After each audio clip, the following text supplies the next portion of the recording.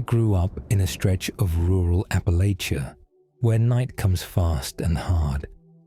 1 minute you can still see the hills, the next you're swallowed by dark so thick it feels solid.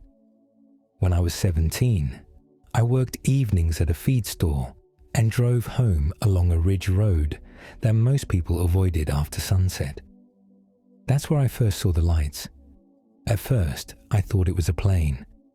3 white points moving slow and steady above the tree line. But planes don't stop. These did. They hovered perfectly still, spaced evenly apart like they were measuring something. I pulled over, engine idling, heart hammering harder than it should have.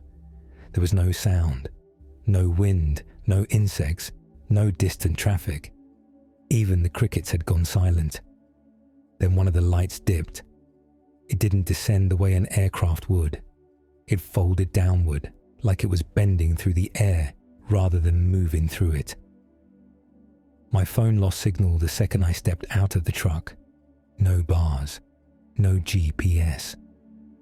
The screen flickered like it didn't want to stay on. The light shifted into a triangle and began to rotate, slowly at first, then faster. As they moved, the darkness around them warped. I don't know how else to describe it. The stars behind them bent, like I was looking through thick glass. I felt pressure in my ears, like a sudden altitude change. Then the lights dropped behind the ridge. Against every instinct I had, I followed. The road narrowed into gravel, then dirt. I drove until my headlights hit a clearing I'd never seen before. A wide, flat stretch surrounded by trees that leaned inward like spectators. The lights hovered just above the ground now, close enough that I could see color inside them. Not white, but layered, like oil on water. My truck died. No sputter, no warning, just silence. That's when I noticed the smell, sharp and metallic, like hot wires and rain on concrete.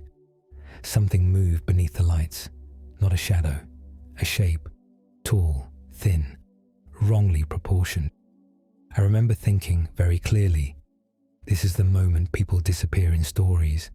My legs wouldn't work. I stood frozen as the shape stepped forward into the glow. It had limbs, but they bent where they shouldn't. Its head was too large, its neck too long. The skin looked smooth and pale, almost reflective.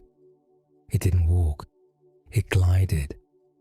Then the lights flared brighter and the world went white. When I came to, I was sitting in my truck with the engine running. My headlights were on. The clearing was gone. Trees closed in tight on both sides of the road, like they'd never moved. My phone buzzed. 3 missed calls from my mum. I checked the clock on the dash. I'd been gone for 4 hours. I drove home shaking so hard I had to pull over twice just to breathe. I didn't tell anyone what happened, not at first. I told myself it was shock, exhaustion, a panic episode. But then things started happening.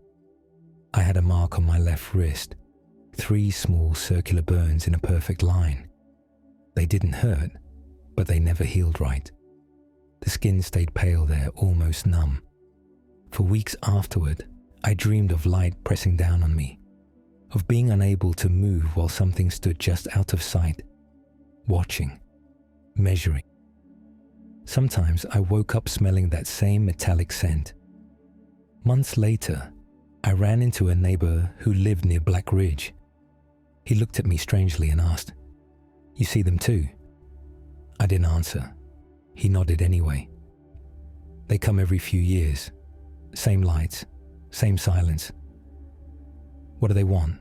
I asked. He shrugged. "I think they're checking on something, or someone."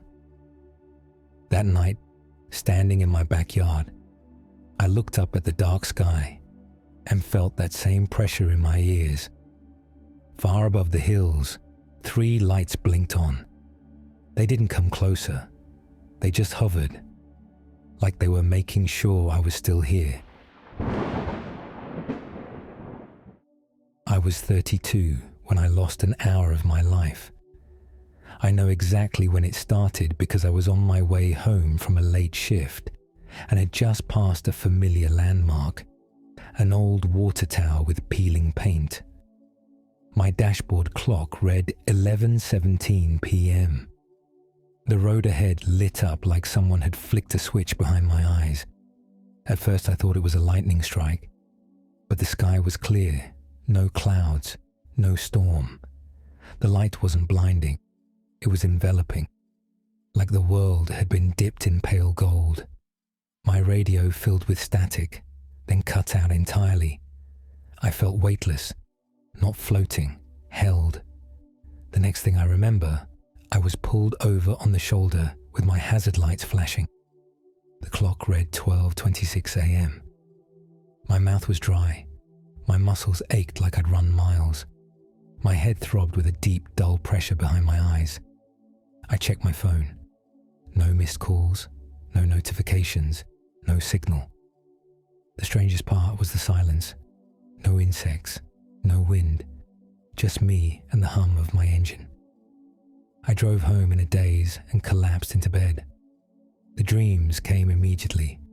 I was lying on a surface colder than stone. Above me were shapes moving behind a translucent barrier. I couldn't see their faces clearly. Only outlines, elongated heads, eyes too large and too dark. They spoke without sound. I didn't understand the words, but I understood the intent. Still, don't resist. I woke up screaming. Over the next few days, small things started to feel wrong. I found dirt in my shoes I couldn't explain. Fine grey powder that smelled faintly of ozone. I kept hearing a low hum at night, like electricity running through the walls. Then there was the scar. A thin line just below my rib cage, perfectly straight, like it had been drawn with a ruler. No memory of injury, no pain. I went to a doctor. He said it looked old. He asked if I'd had surgery as a child. I hadn't. The dreams continued. Always the same room, the same figures. Sometimes they leaned closer, their faces blurring like my brain refused to render them fully. One night, I woke up standing in my kitchen, barefoot, the back door wide open. I don't remember walking there. I installed cameras after that. 2 weeks later, one of them caught something. At 11:17 p.m., the footage froze. Not glitched, paused. Every camera in the house stopped on the same frame. They resumed recording at 12:26 a.m. When I slowed the footage frame by frame, I saw something reflected in the window behind me just before it froze. A shape, tall, slender, watching. I don't live there anymore, but sometimes when I wake up in the middle of the night, I still feel that pressure behind my eyes, and I know, without knowing how, that they're not done. My family owned farmland that had been passed down for generations. Flat fields surrounded by woods, miles from the nearest town. It was quiet in a way city people never understand. One summer night, my brother woke me up shaking. "They're back," he whispered. I followed him outside. Over the far field hovered a single light, low, steady, and silent. It glowed a soft blue-white, casting long shadows across the grass. Then it split. The light separated into 5 smaller orbs, drifting outward like seeds on the wind. They moved with purpose. The air felt charged. My skin prickled like static before a storm. Then we saw them. Figures emerging from the light, stepping down into the field. Tall, thin. Their limbs moved too smoothly, like joints weren't necessary. They walked between the rows of crops, stopping occasionally to kneel, to touch the soil. My brother whispered, "They ain't human." One of the figures turned its head, directly toward us. I felt a sudden pull behind my eyes, like something had hooked into my thoughts. Images flashed, fields, stars, shapes I couldn't name. Then everything went dark. I woke up face down in the grass at the edge of the field. Morning light, birds screaming like nothing had happened. My brother was gone. The field showed no tracks, no burns, no sign anything had ever landed there. We searched for days, called in volunteers, dogs, helicopters, nothing. Weeks later, my brother walked out of the woods. He looked the same. No injuries, no weight loss, but he wasn't the same. He didn't remember where he'd been. He didn't remember the lights. He didn't remember waking me up. He stopped sleeping at night. He'd sit on the porch and stare at the field like he was waiting for someone. One evening, he turned to me and said, "They're almost done." "Done with what?" I asked. He smiled faintly. "With me." That night the lights returned, 5 of them. They hovered lower than before. My brother stood and walked toward the field without a word. I didn't stop him. I don't know why. The lights lifted, the field went dark, and my brother was never seen again. Sometimes, standing out there at night, I swear I see shapes moving among the crops, checking, adjusting, preparing, like the field itself is part of something much bigger, and like we were never meant to notice at all.